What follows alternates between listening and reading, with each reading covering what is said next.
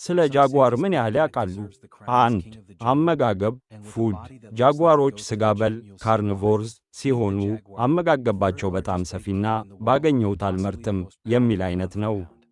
አደን በዋናነት ካይማን፣ አዞ መሰል እንስሳ፣ ኤሌዎች፣ አጋዘኖች፣ የዱር አሳማዎችና ጦጣዎችን ይመገባሉ።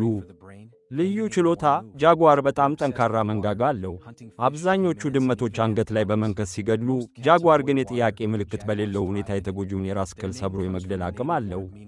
ውሃ ውስጥ ጃጓር በጣም ጎበዝ ዋናተኛ በመሆኑ ዓሣዎችንና ትናንሽ አዞዎችን ውሃ ውስጥ ገብቶ ማደን ይችላል። 2.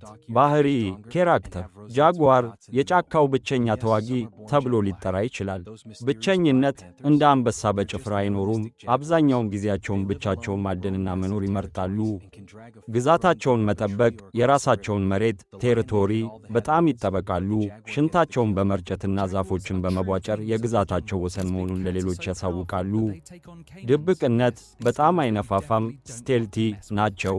የሚታደኑት እንስሳ ሳይሰማቸው ተደብቀው በመቅረብ በድንገት መዝለል ይወዳሉ።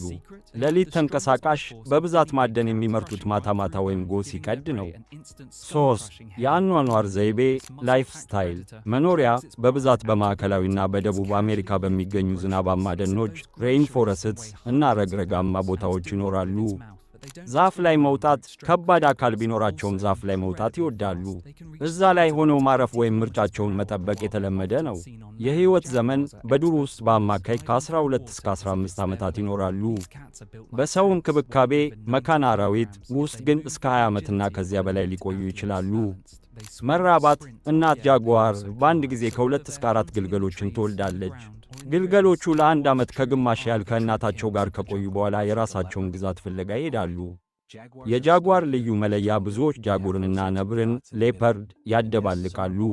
ነገር ግን ጃጓር ከነብር የገዘፈ አካል ያለው ሲሆን በቆዳው ላይ ባሉት ነጠብጣቦች ሮዜትስ መሃል ትናንሽ ጥቁር ነጥቦች አሉት።